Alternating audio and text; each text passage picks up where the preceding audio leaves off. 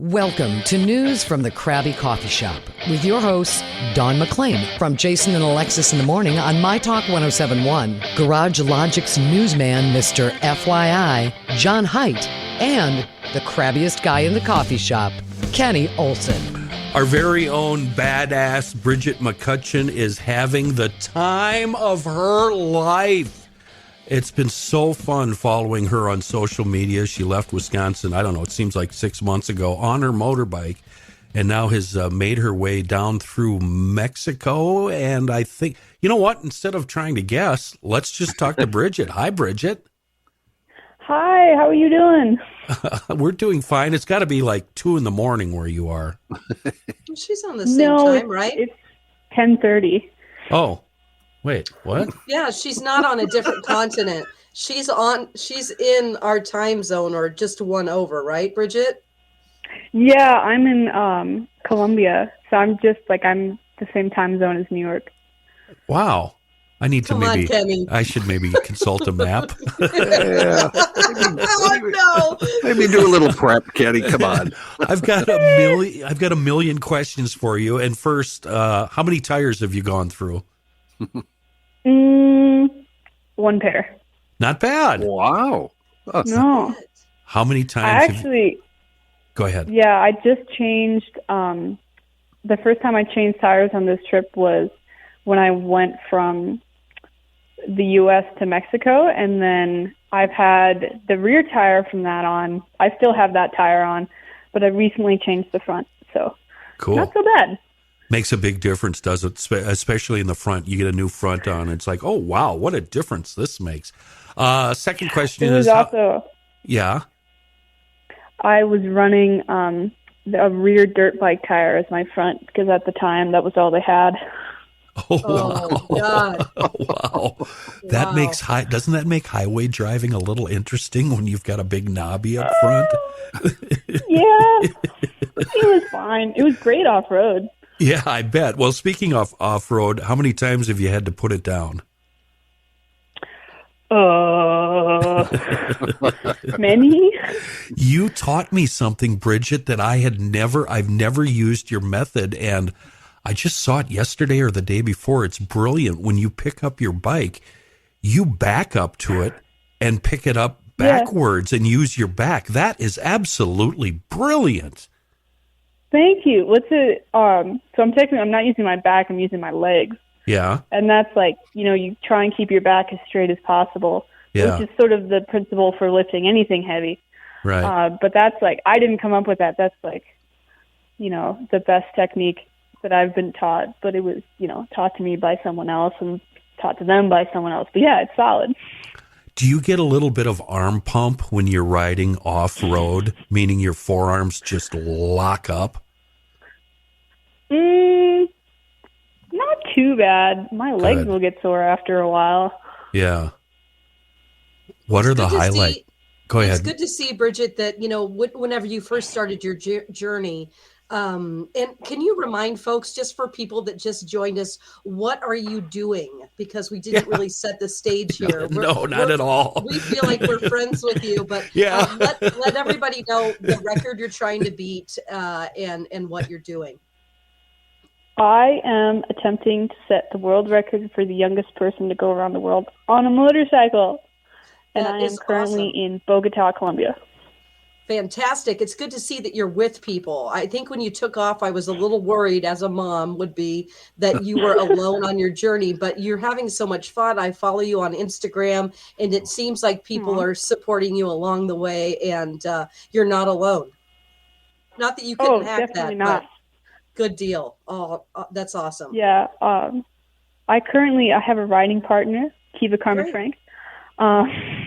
She's great. She's really awesome. And we've met up with some other motorcyclists recently, actually. For a long time, it was just us. We didn't really see anyone else. And then recently we've been meeting up with some other people, which is really cool. How long is she going to stay with you, Bridget? Pretty much as long as she can. We're both pretty certain that she's going to be with me for the entirety of South America. Wow. We don't know if she's going to be able to go over to Europe. She won't be able to go into Russia with me because she doesn't have a visa. Gotcha. But that's okay. I'll miss her. What happened a month or so ago? What caused you all of a sudden? You were still we were still worried about you financially, and then all of a sudden your financial goals were met. Did a corporation or somebody cool step up and cut a check? What happened there, Bridget? So I had an article come out on CNN News, and after that, my story kind of blew up. Yeah. At least mostly. Like, I've had a lot of other interviews since then with, like, some really decent sized,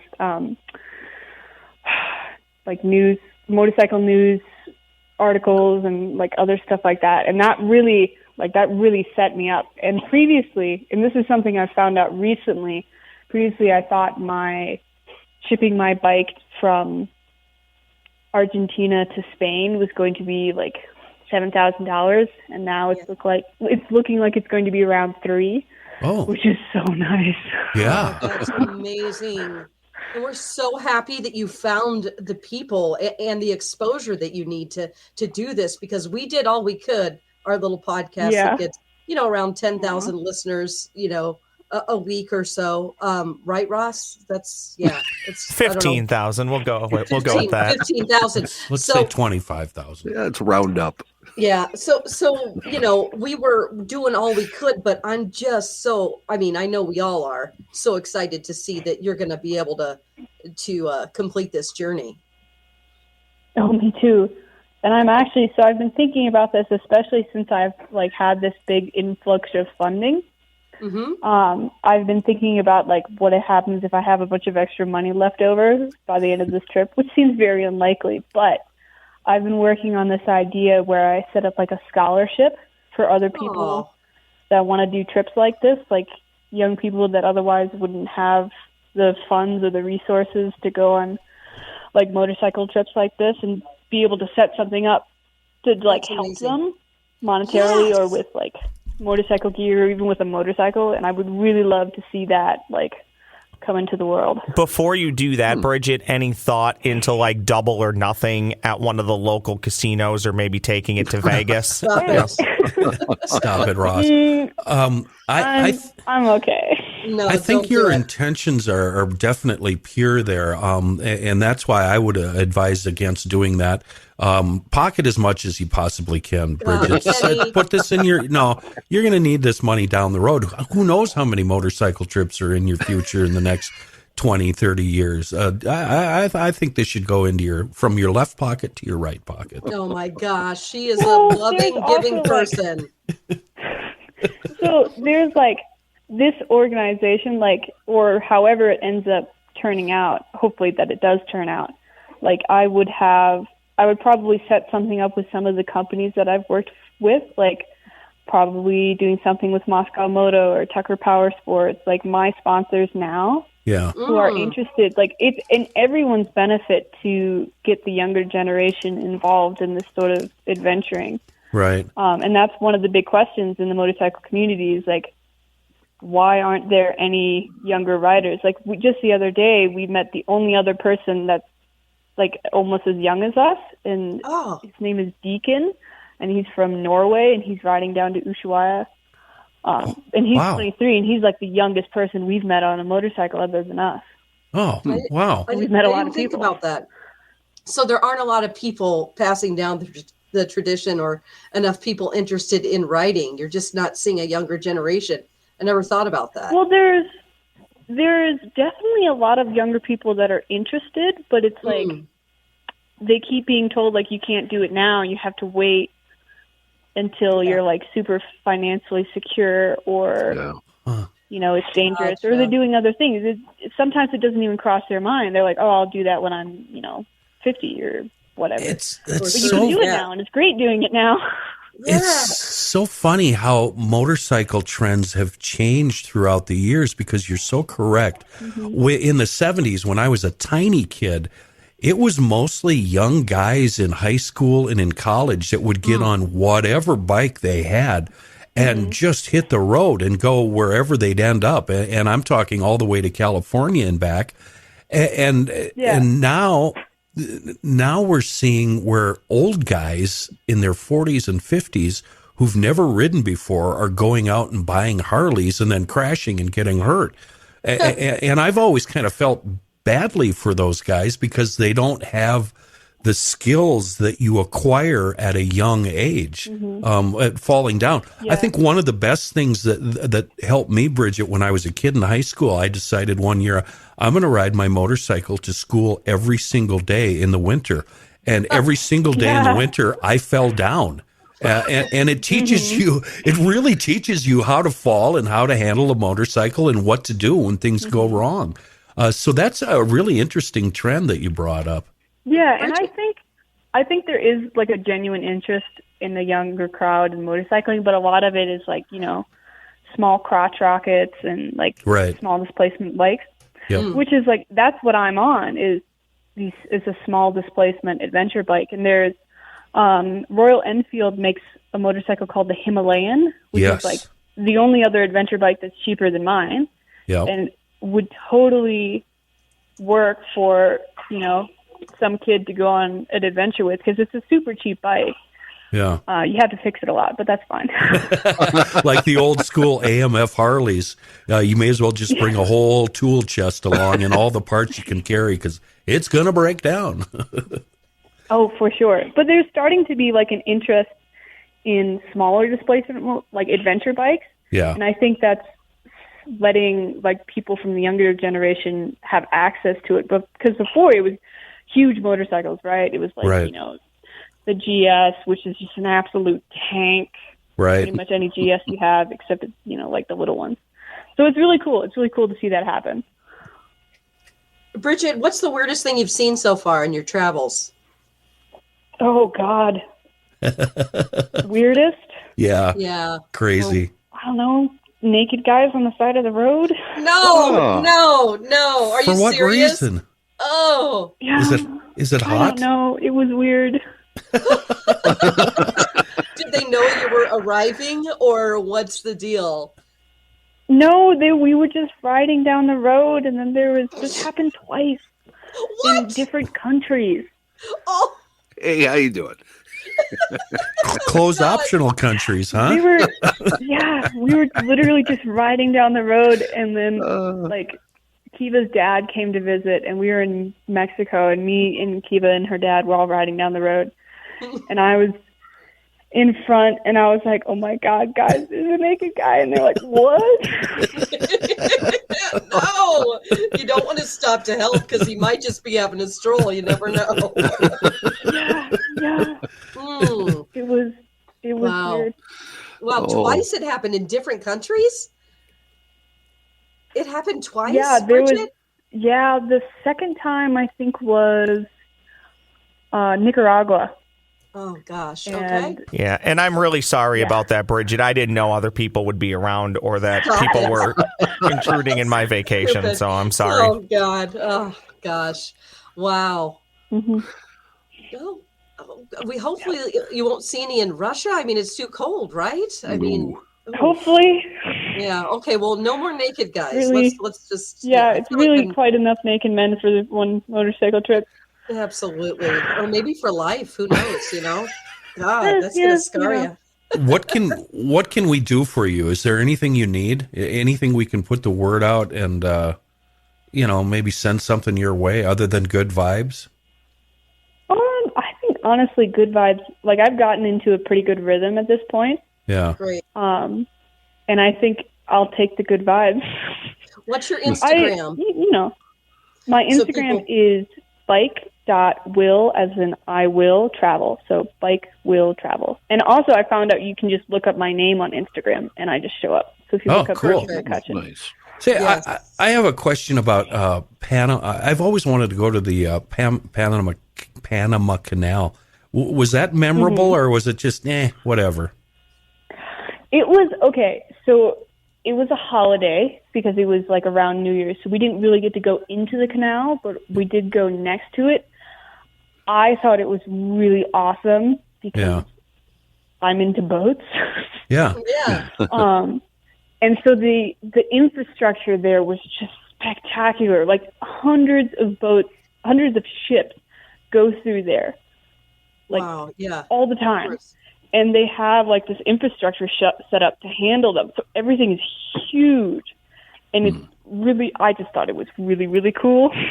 Of course. Yeah, you're going to be seeing so many things. Is there anything you're looking forward to in the near future that you're going to see? Okay, so obviously there's a situation in Peru right now, so I'm not sure if I'm going to be able to see Machu Picchu, but in,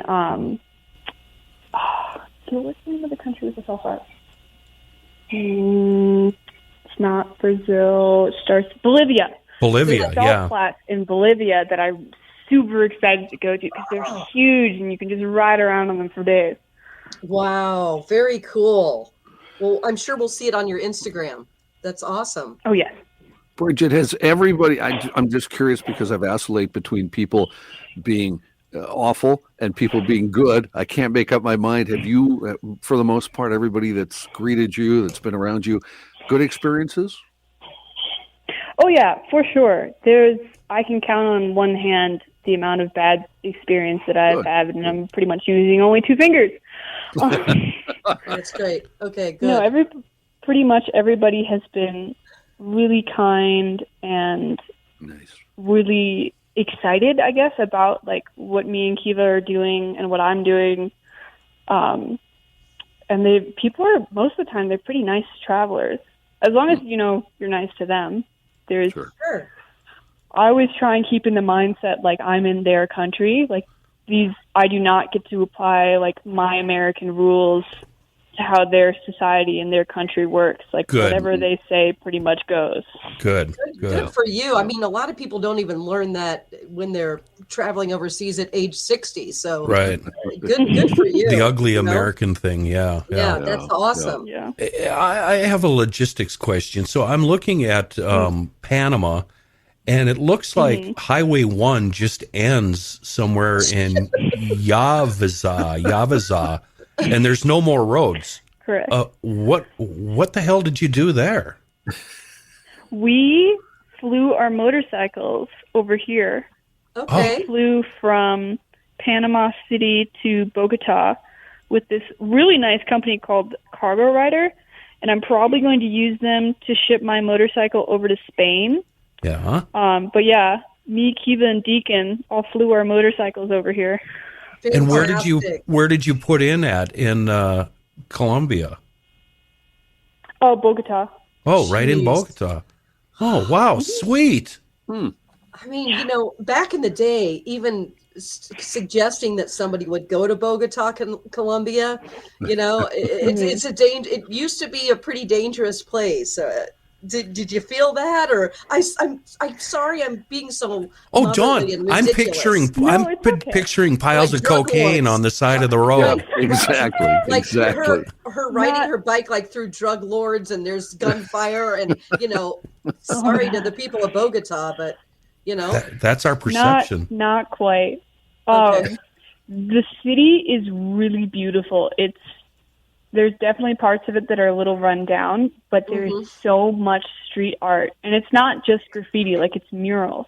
And the whole city is covered with it. Like literally, you can't go 2 blocks without seeing somebody's art, which is really, really cool. It definitely has like a be careful vibe to it. Yeah. It's not really something I don't think I would want to be like walking around at night by myself of course. or anything. Sure. But I think as long as you keep your head on your shoulders, you'll be fine. No one's going to mess with you. How far south are you going in South America? All the way. Ushuaia, man. All the way down through Argentina? Yeah. So right now the plan is all the way to Ushuaia, Argentina, which is like the furthest south town you can get in the world or something like that. Right. And then I'm going to go back up the east side of South America to Buenos Aires and then ship the bike from Buenos Aires to Madrid, Spain. Wow. Oh my gosh! This Isn't that cool? it It's just so blows me cool. away. Here we are talking about, all of this negative stuff, but really let's just bask in the wonder of the fact that all this great stuff that you get to see and what you get to do. I mean, we're just so excited for you. Aw, thanks. I wish I had what Excited for me. I wish I had what you have. I don't even want to ride my motorcycle into town. It's 3 miles. That's where I'm at in life, Bridget. And Well, you know what? Sometimes I don't want to ride my motorcycle into town, but it's way more exciting to ride it across the continent. That's right, girl. You know, I've had discussions with old guys. Well, let's hop on the bikes next year and go out to Yellowstone or something. And they're like, "Nah, can I take the truck?" you got to do it, Kenny. You got to do it. Be inspired by Bridget. That was us last night. Me and Kiva went to this thing called Gringo Tuesdays, and it's basically like a language exchange. I know, it sounds interesting. But we were riding over there, and it was like 20 minutes, 30 minutes away. But it was raining, and we couldn't see, and it was dark, and we were like, we should have just taken a cab. Yeah. Yeah. Oh, gosh. Wow. Very good. Well, I'm so we're so thrilled for you, and we'll be following your journey, and it's just going to be awesome. We just know you're going to have so much more fun than you're already having. It's an experience of a lifetime. We don't need to tell you that. And we're so thankful that you were able to take some time to pick up the phone and talk to us again. yeah. And I want you to post on social every single second you possibly can, because you're so happy, and it looks like you're having so much fun. And whenever I look at some posting of yours, it just, I don't know, I don't want to sound lame, but it just makes me feel better. It really does. It really does, Bridget. It's just so cool. Aw, thanks, guys. Well, you're the I'm coolest posting person. as much as I can. Yeah, you're kind of, I don't know you personally, but you're kind of the coolest person I've ever talked to. Yeah, no, I feel like I do know you. I feel like we're close buddies. Yeah. And I'm really, really pulling for you here. Is there anything we should pass along to your mom and dad? Because I know they're listening and they keep in touch. You're talking to them frequently, right? I'm talking to them consistently. Okay, good. Man. Sometimes it's hard because you're on the road all day and you don't have service or anything. Right. Mom, Dad, I love you very much, and I know it's snowing there, and I just want you to know that it's 80 here and really sunny. All right. Look, we got to go, Bridget. Sorry. I was going to tear up a little bit there, but then I got angry. Yeah, that's not fair. Freezing rain today, Bridget. Everybody is in the ditch today. Everybody. Oh, gosh. Have a great time, though, honestly. Yeah. Good luck. We can't wait to talk to you again. Hopefully we'll be able to do that at some point. Oh, yeah, absolutely. I will make time. Cool. Oh, sweet. And give our love to your buddy, too. I'm glad she's going along. That's cool. Yeah. Makes me feel better. Oh, yeah. I'm glad she's here, too. It's really nice to have someone else to, be in awe with. Yeah. How sweet is that? Yeah. Very cool. I'll just say this one last thing because it's really funny. We kept seeing really, really cool things on the motorcycle, and we would be like, "Oh my God, that's so cool!" And we'd really freak each other out because we thought one of us was crashing. And so now instead of saying "that's really cool," we say waffles. So we'll be like waffles to the left.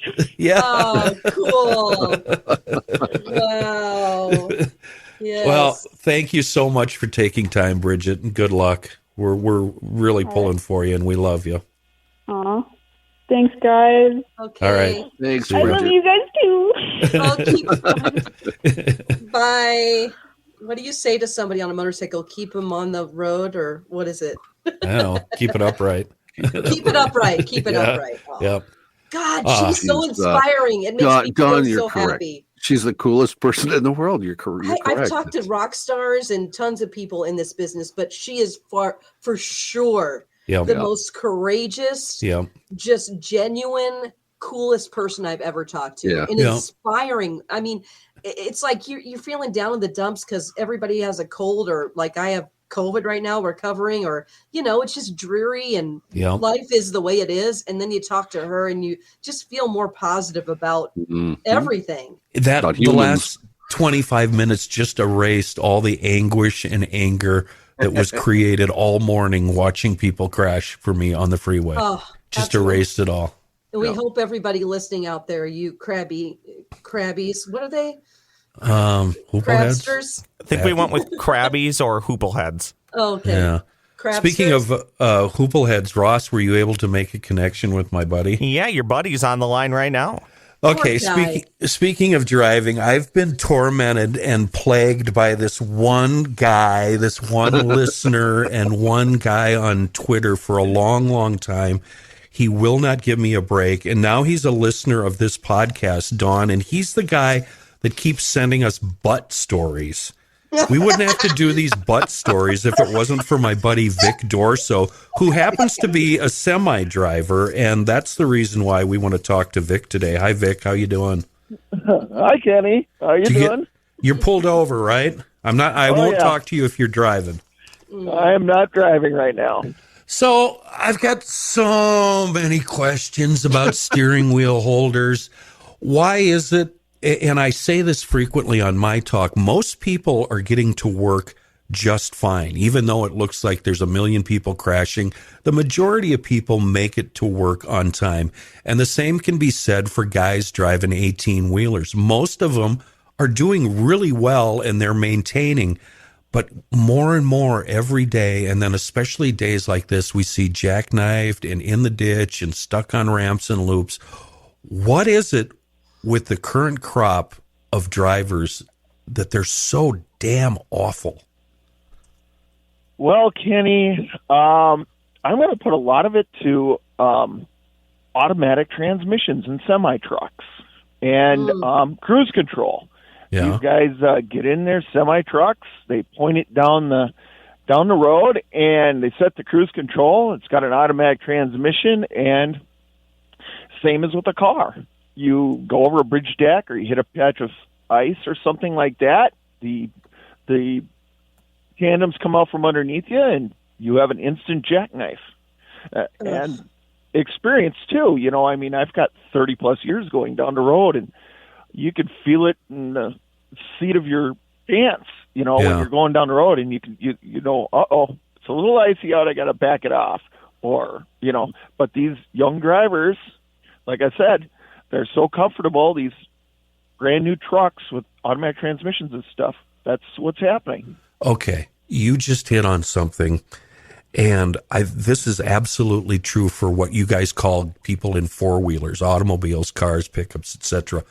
It's the GD cruise control where they set the cruise and they never touch the throttle or the brake until they get to their destination.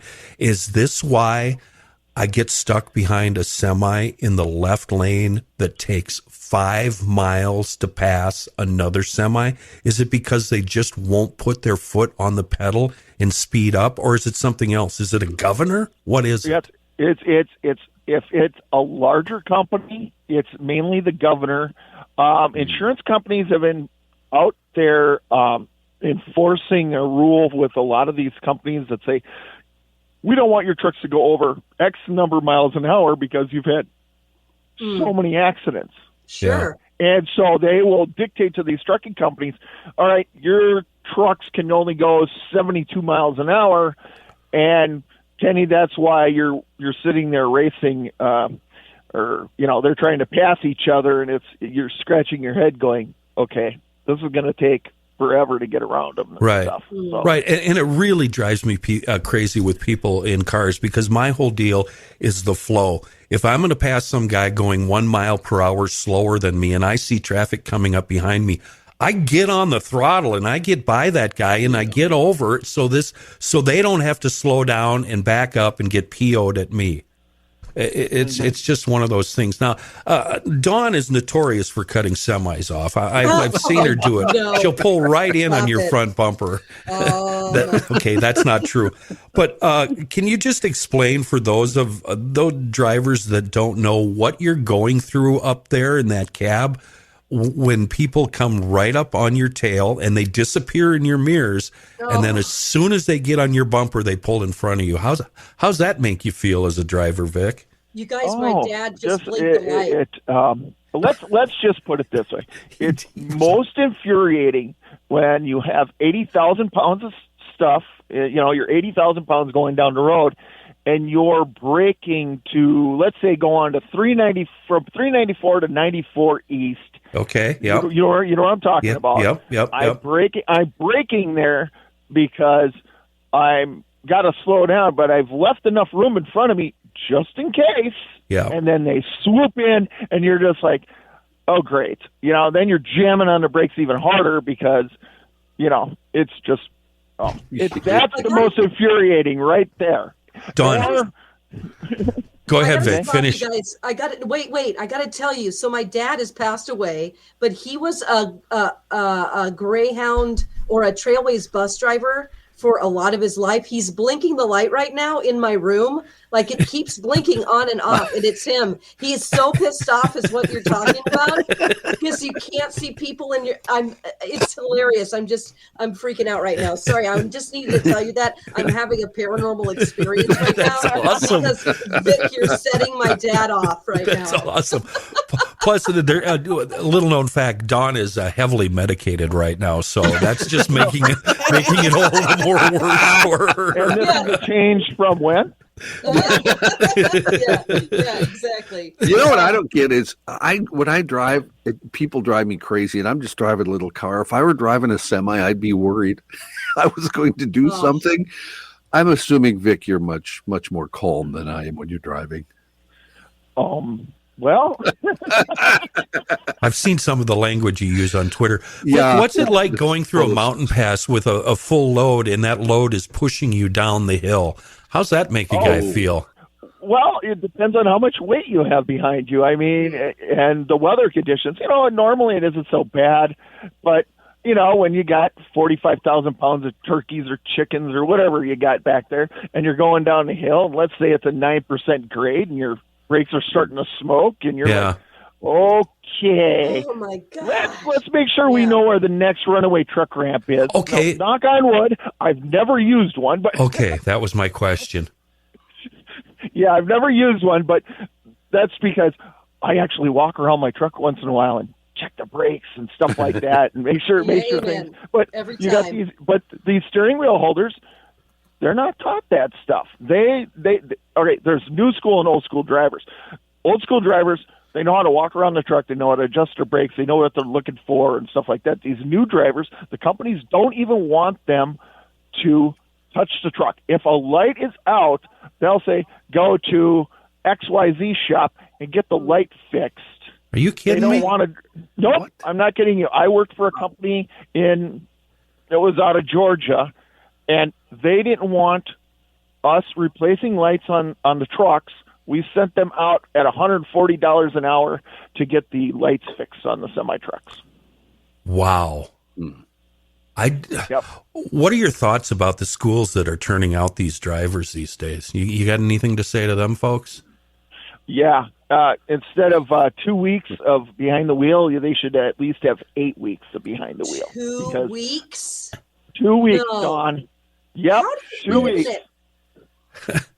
All they got to do is figure out how to keep it between the lines going down the road because they have an automatic transmission. They don't know how to shift and stuff like that, and they got to keep it between the lines and not rolling out over any curbs. And that's basically all you need to do to get a CDL anymore. I can't even. Wow. That makes me my so angry. That makes me so upset. Let me tell you a story, Vic. It was it had to be 5 years ago or now, and there was a semi rollover on the northbound 35W ramp to westbound or southbound 13 in Burnsville. You know that loop? Yep. The semi was on its side, and I didn't report this at the time because I knew it. But I was told maybe keep this one quiet. The guy that was the passenger seat in that semi was the driving instructor. Yikes! No Yeah. way. I could totally believe it. It's like watching these trucks that go underneath the Broadway, Broadway in Washington, that bridge there. You see these semi-trucks, the bridge says 13 foot, and they just slice the roof right off. Every week you can see a truck do that there. Yeah. It's like when you had a camera sitting there, because it's like, it says right there, low clearance. I mean, how much more information do you need? Have you guys ever seen the video on YouTube? There's a famous bridge near, I think it's in the Carolinas, where this happens over and over and over again. Yeah, it's 15 minutes of the trucks sawing off their tops. It is sad and hilarious at the same time. So another question for you, Vic.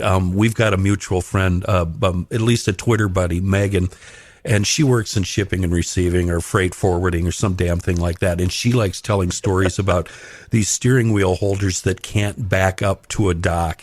Have you ever been so frustrated with a driver in a yard somewhere that you get out of your truck, pull him out of his truck, and back his rig up to a door? Have you ever had to do that?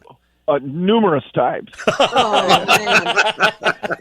Oh no! I've had them. I've had guys be sent into some of the places I go to, and I drive a day cab, so I don't have a sleeper on it. I got all the windows, all the mirrors, everything else, and I've had them sitting there trying to back in a sleeper, a super sleeper, or something like that into these places that they have no right to be in at all, because the building was built like in the 1930s or 40s or something like that, and they've got a 53-foot trailer, and they're trying to back in here, and you're just looking at them going, yeah, how long is this going to take? So after about 10 minutes, I walk over there and I just say, drop your trailer, and I drop mine, and I'll back my tractor underneath it, be in the dock in like a minute and a half, if that, and I'll pull off from underneath them and just shake my head, and then I'll back my trailer beside them. It's just like, okay, everybody's. Let's just get going. There's a one place up in off of Casota Boulevard that's famous for that, because it's an S-shaped back in, like a reverse S. You got to back it in off the street, around some stuff, and then back in around some trailers. So it's like a S curve. What the hell? Let's just make it as hard on the driver as possible. Vic, if only you could see Dawn's face half the time you're talking about some of this stuff. It's incredible. Dawn, you spent a lot of time driving a dock truck across the country. Just a straight rig, though, right? Yep. Yeah, so you have a little knowledge of what it's like, especially getting in and out of stadiums, I bet. Don's probably been to some of the places I've been to. Moscone Center in San Francisco. Yeah. That's a lovely place to go to.